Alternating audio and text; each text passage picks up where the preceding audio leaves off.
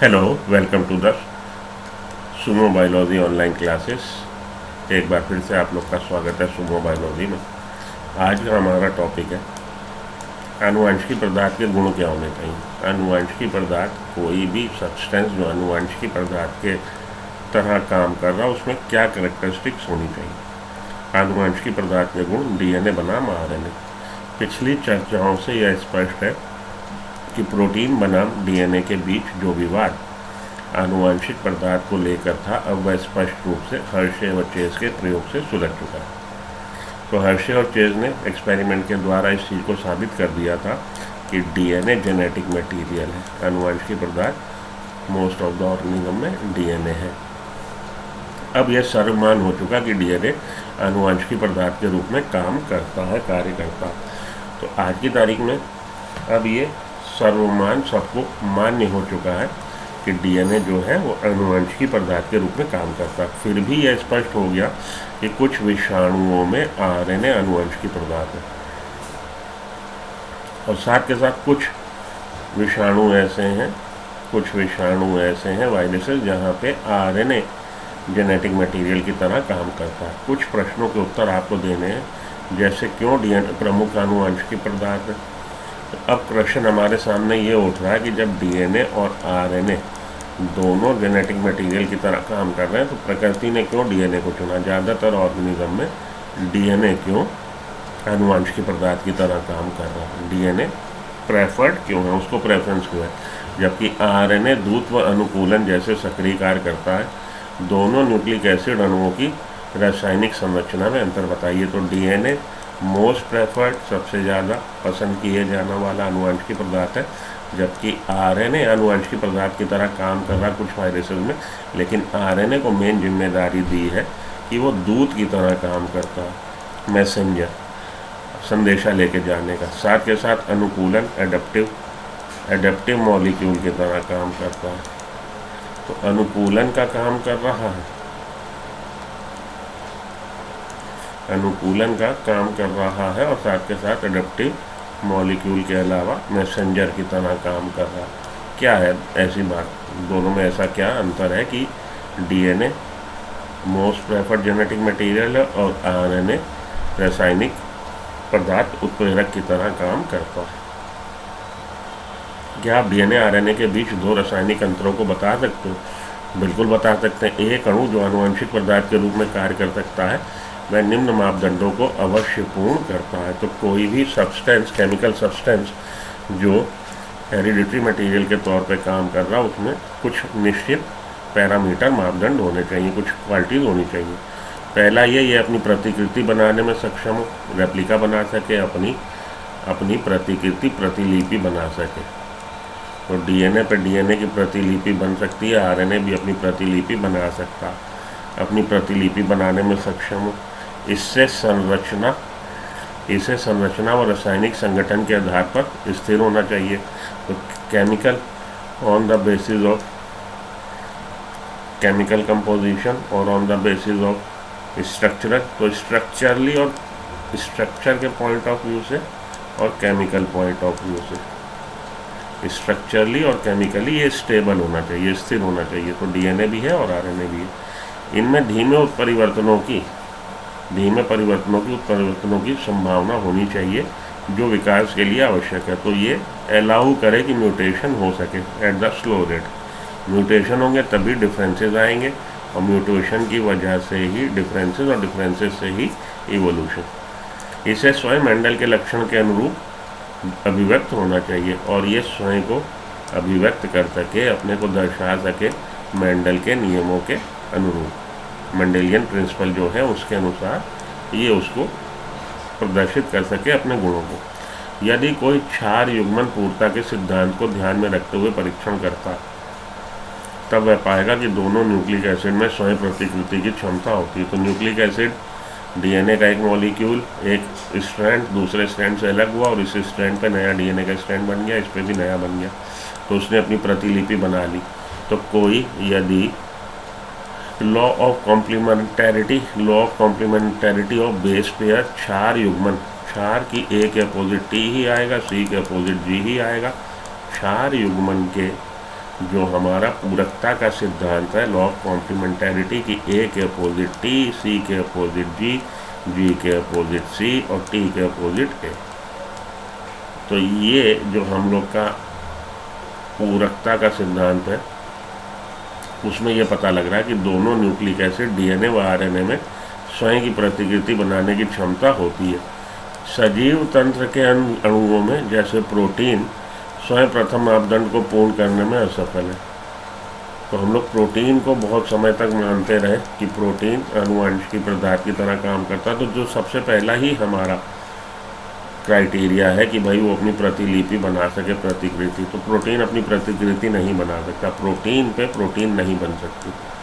तो पहला ही जो हम लोग का क्राइटेरिया मापदंड है, प्रोटीन उस पर खरा नहीं उतरना। ठीक, जो साइंटिस्ट बहुत दिनों तक ये मानते रहे कि प्रोटीन होता है वो रासायनिक पदार्थ जो आनुवंशिक पदार्थ की तरह बिहेव करता है। तो ठीक है जी, प्रोटीन नहीं कर पा रहा, पहले ही मापदंड पे प्रोटीन फेल हो गया। आनुवंशिकी पदार्थ इतना स्थायी होना चाहिए कि जीवन चक्र की विभिन्न अवस्थाओं, उम्र या जीव की शरीर क्रिया में परिवर्तन से इसमें परिवर्तन नहीं होना चाहिए। हम लोगों ने बोला कि आनुवंशिकी पदार्थ स्टेबल हो स्ट्रक्चरली और केमिकली।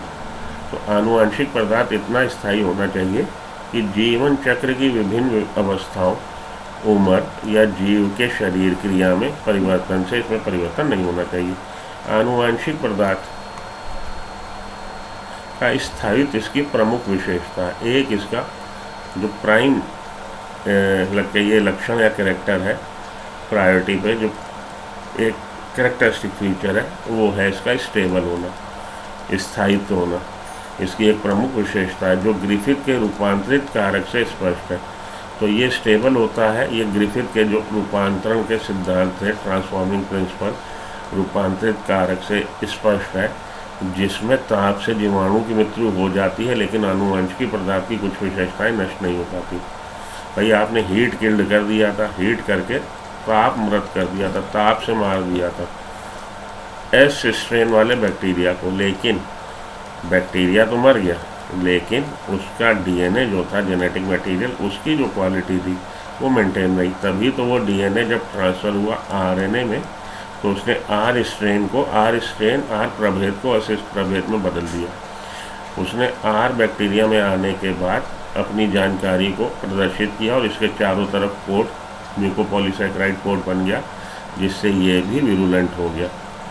तो ये दूसरी बात जो कि भाई पहली बात कि इतनी प्रतिकृति बनाए, दूसरी बात स्टेबल हो।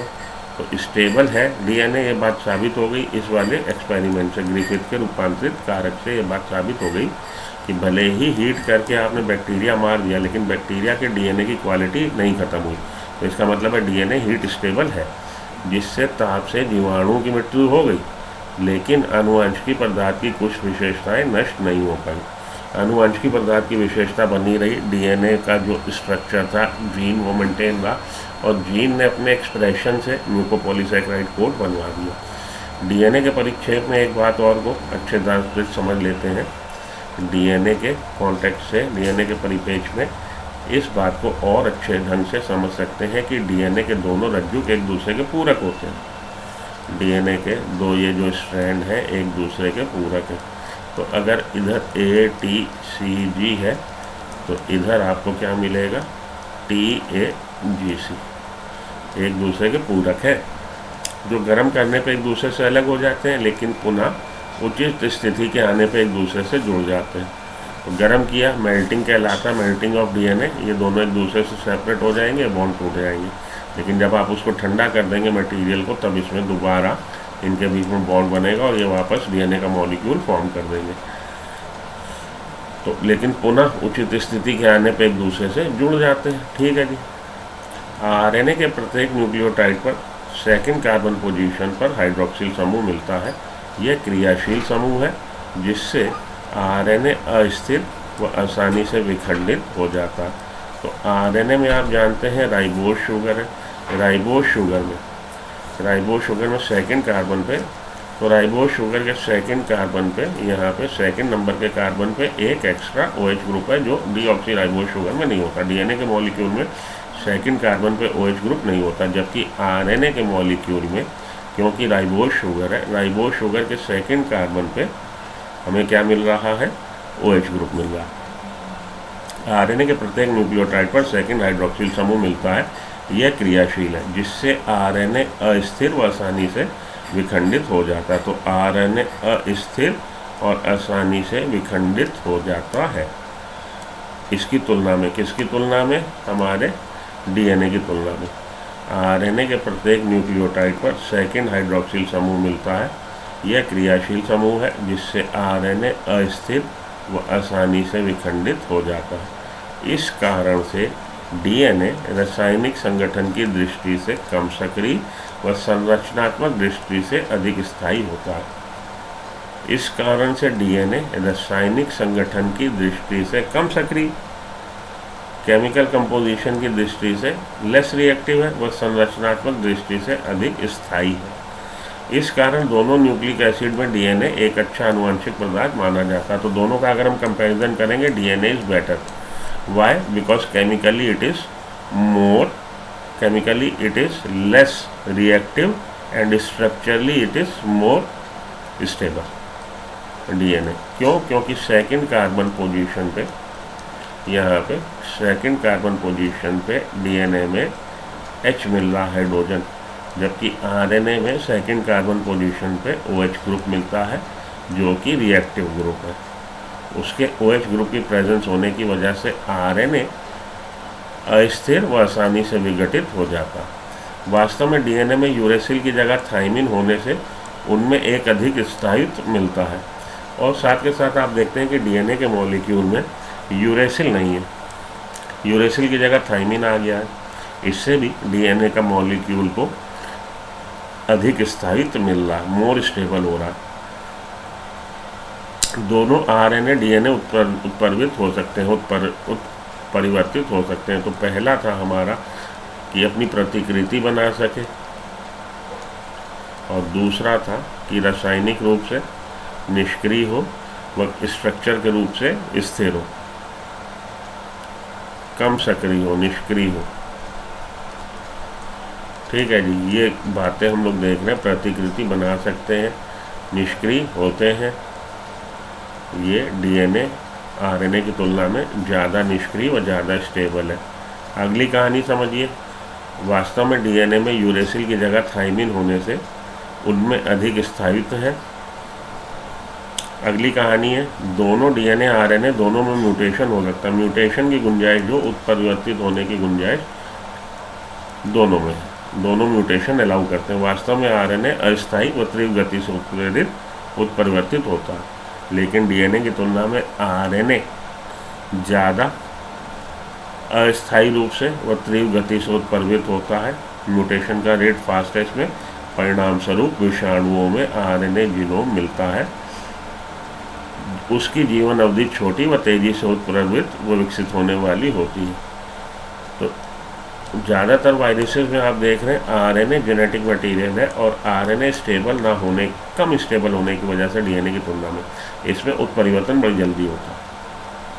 म्यूटेशन बहुत तेज़ी म्यूटेशन RNA की वजह से होते हैं वायरस में। इस कारण से DNA, ये तो पढ़ ही लिया हम लोगों ने, और ये भी पढ़ रहे थे यहाँ पे थे इस समय। परिणाम स्वरूप विषाणुओं में RNA जीनोम मिलता है। जीवन अवधि छोटी है, वह तेज़ी से उत्परिवर्तित व विकसित होने वाली होती है। तो जीवन अवधि विषाणुओं की, वायरसेस की छोटी है, लेकिन ये इनमें वायरसेस में जेनेटिक मटेरियल RNA मिलने की वजह से इनका बड़ी तेज़ी से म्यूटेशन होता है और नई नई विकसित होती रहती हैं स्पीसीज। RNA प्रोटीन संश्लेषण के लिए सीधे कूट लेखन करते हैं। RNA मॉलिक्यूल क्या कर रहा है, प्रोटीन के संश्लेषण के लिए सीधे कूट लेखन कर रहा है, इसीलिए वे आसानी से लक्षण व्यक्त करते हैं। तो RNA क्योंकि इससे बननी है प्रोटीन, तो सीधे ही उसके लिए कोड करता है, कूट लेखन करता है, इसीलिए वे आसानी से लक्षण व्यक्त करते हैं। और इसलिए RNA आसानी से कैरेक्टर को प्रेजेंट कर देते हैं, एक्सप्रेस कर पाते हैं। DNA प्रोटीन संश्लेषण के लिए RNA पे निर्भर है।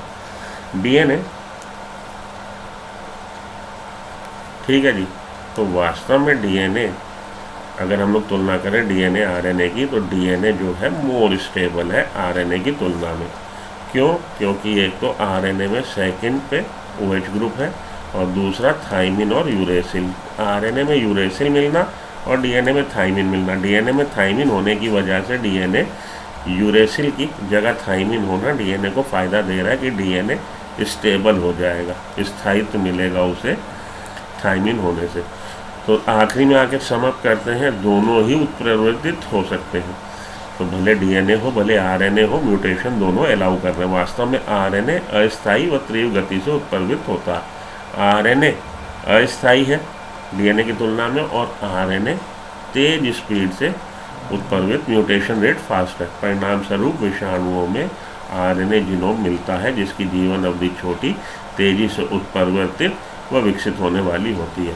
वायरसेस में क्या मिल रहा है? वायरसेस में आरएनए मिल रहा है और आरएनए बड़ी तेज़ी से उत्परिवर्तित हो सकता है और इसकी जीवन अवधि छोटी है।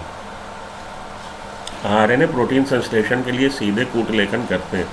आरएनए प्रोटीन सिंथेसिस के लिए सीधे ही हम लोग क्या करते हैं? कोड आरएनए के बने हैं तो कोड का कोडिंग करते हैं, कह लीजिए सीधे कूट लेखन करते हैं। इसीलिए वे आसानी से लक्षण व्यक्त करते हैं और इसीलिए आरएनए के एक्सप्रेशन से, आरएनए के ट्रांसलेशन से प्रोटीन बनेगी। उस प्रोटीन से फिनोटाइपिक इफेक्ट आएगा तो बेसिकली बोलेंगे कि फिनोटाइप हमारा गवर्न हो रहा है आरएनए की वजह से। वह आसानी से लक्षण व्यक्त करते हैं। डीएनए प्रोटीन संश्लेषण के लिए आरएनए पे निर्भर है। तो डीएनए के पास जो जानकारी है वो डीएनए की जानकारी से सीधे ही प्रोटीन नहीं बन सकती। डीएनए की जानकारी से जो प्रोटीन बननी है, इंसुलिन बनना है या कुछ भी कुछ भी बनना है, तो डीएनए की जानकारी से जो प्रोटीन बननी है बेसिकली बीच में मैसेंजर आरएनए बनेगा और तब इसके ट्रांसलेशन से प्रोटीन बनेगी। डायरेक्ट डीएनए पे प्रोटीन नहीं बन सकती।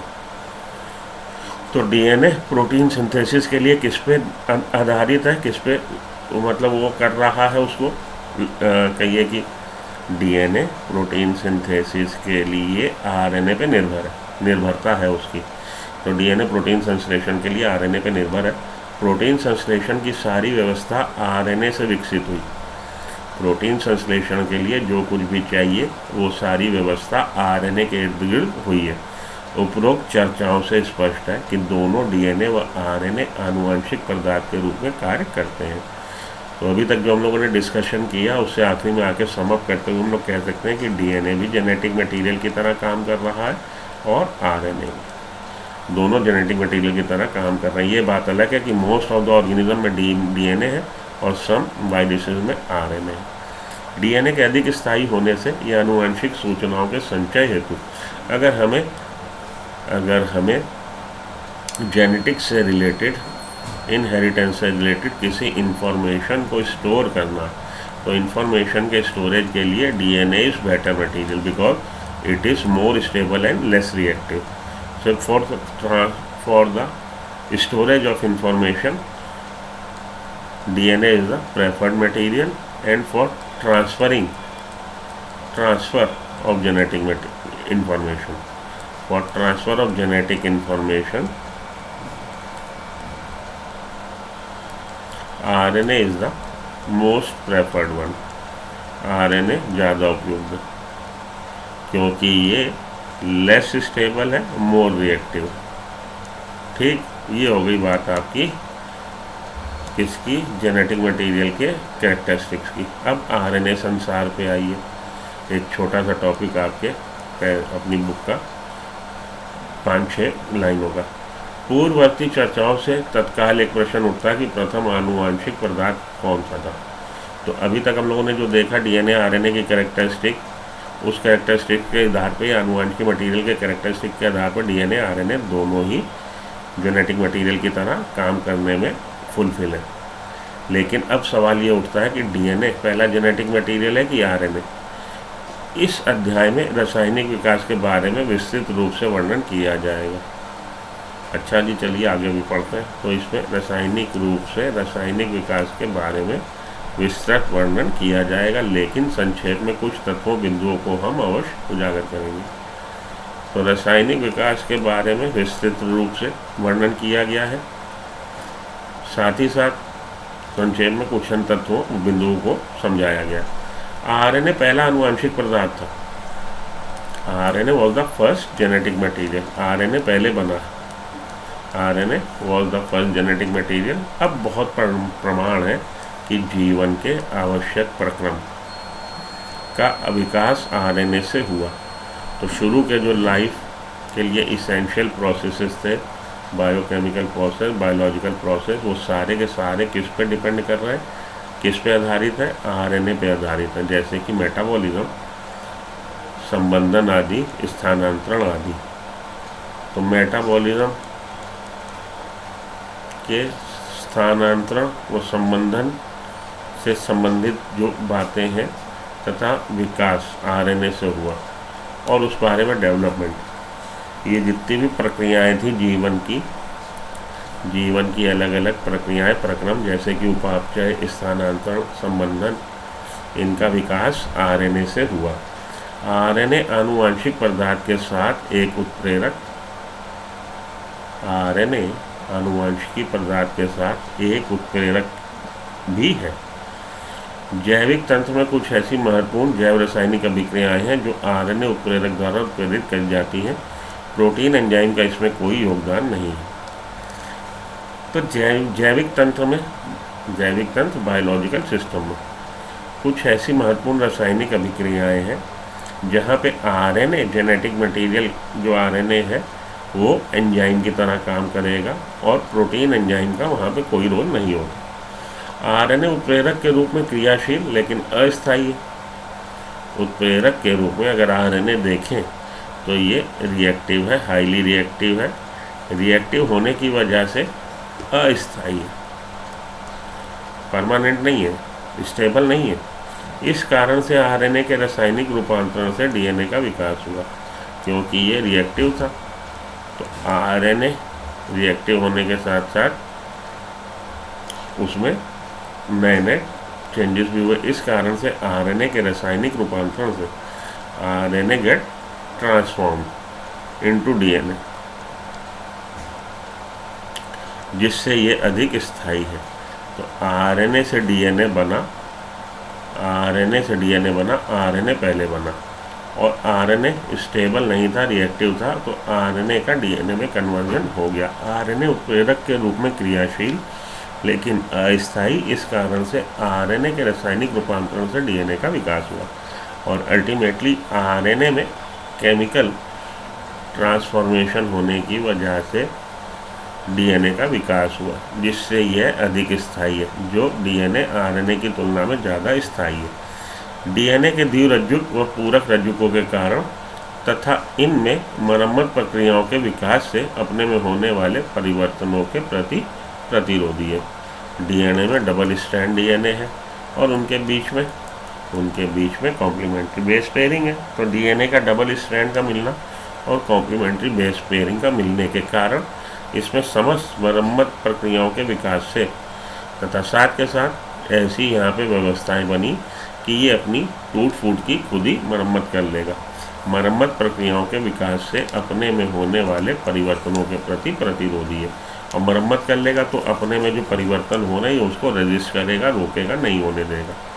ये हो गया आपका आरएनए वर्ल्ड के बारे में जानकारी। जो थोड़ी बहुत जानकारी यहाँ से आप जुटा पाए होंगे, वो जानकारी आप ये जुटा पाए होंगे कि भैया जब ये होता है ट्रांसफॉर्मेशन या चीज़ें इधर से उधर जा रही हैं, अदला बदली हो रही है, तो उसमें एक बहुत बड़ी बदली हुई। वो बहुत बड़ी बदली ये हुई कि भाई जो डीएनए का मॉलिक्यूल था, आरएनए का मॉलिक्यूल कहिए, बल्कि आरएनए का जो मॉलिक्यूल था, आरएनए के मॉलिक्यूल में आरएनए पहला आनुवंशिक पदार्थ था। बहुत परिणाम है कि जीवन के आवश्यक प्रक्रमों का विकास आरएनए से हुआ। आरएनए आनुवंशिकी पदार्थ के रूप में एक उत्प्रेरक मॉलिक्यूल है। जैविक तंत्र में महत्वपूर्ण रासायनिक अभिक्रियाएं हैं जो आरएनए उत्प्रेरक द्वारा उत्प्रेरित करी जाती हैं।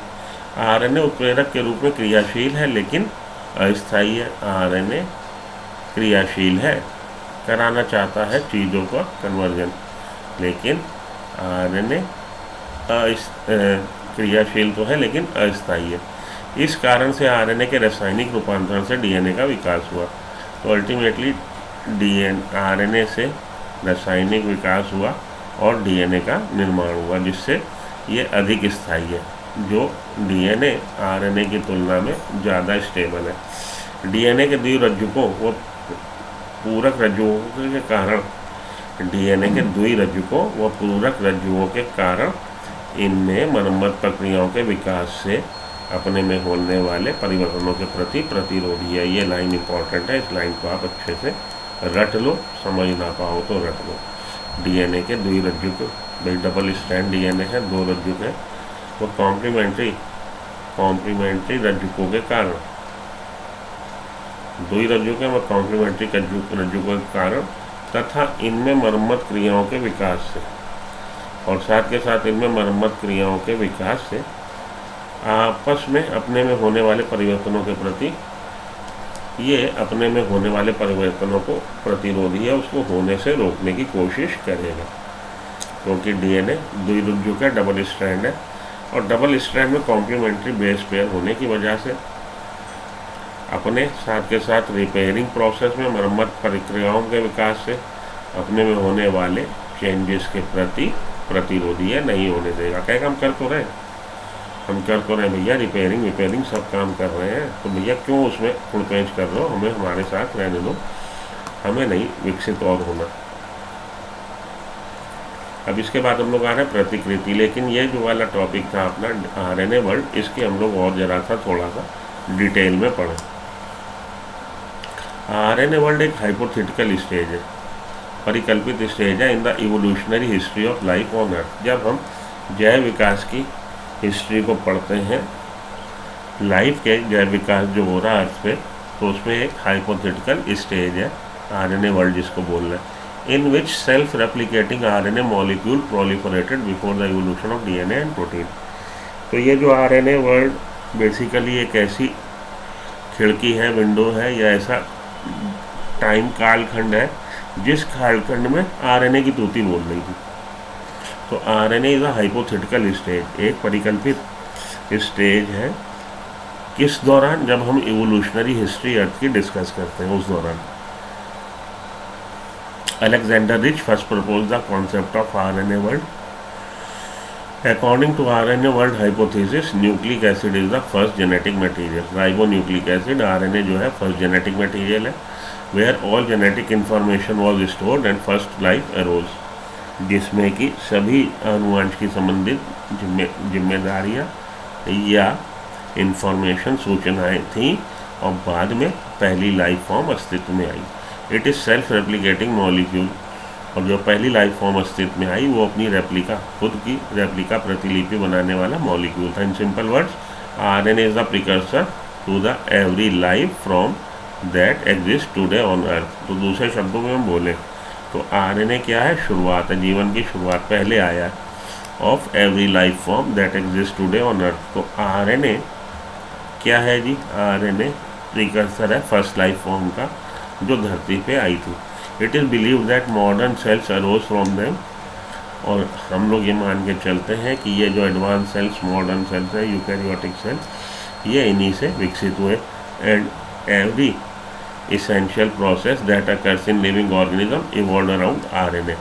और अगर आप किसी लिविंग ऑर्गेनिज्म को देखते हैं, उसकी स्टडी करते हैं, तो देखते हैं जीवन से संबंधित जो भी अनिवार्य प्रक्रियाएं हैं वो आरएनए के इर्द गिर्द हो रही हैं। RNA world hypothesis widely accepted by the scientific community. तो आरएनए वर्ल्ड किसने? अलेक्जेंडर रिच ने प्रपोज किया था कॉन्सेप्ट। और ये क्या है? ये वो हाइपोथेटिकल स्टेज है in the life history, evolutionary history of life on earth, कि जो थोड़ी देर के लिए आई और उस दौरान आरएनए ही चारों तरफ छाया हुआ था। जितनी भी प्रक्रियाएं, मेन प्रक्रियाएं, हम देखते हैं कि उसमें आरएनए का रोल है। तो इसलिए इस कालखंड को, कि जब आरएनए पूरी तरह छाया हुआ, उस कालखंड को हमने आरएनए वर्ल्ड नाम दिया। ठीक, चलिए आगे।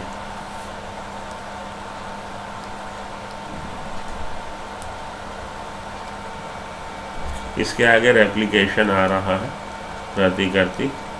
रेप्लिकेशन, तो रेप्लिकेशन कल पढ़ेंगे, हैवी टॉपिक है। आज जितना पढ़ लिया इतने को ही लगाइए, क्वेश्चन लगाइए और इतने में ही ध्यान लगाइए। रेप्लिकेशन एक हैवी टॉपिक है, फ्रेश मूड से पढ़ने वाला। आज के लिए काफ़ी हम लोग टॉपिक पढ़ चुके, तो रेप्लिकेशन को आज नहीं पढ़ते, रेप्लिकेशन को हम लोग कल पढ़ेंगे। ओके, तो बने रहिए सुमो बायोलॉजी पे। Till then good luck, good bye, have a nice day, thank you.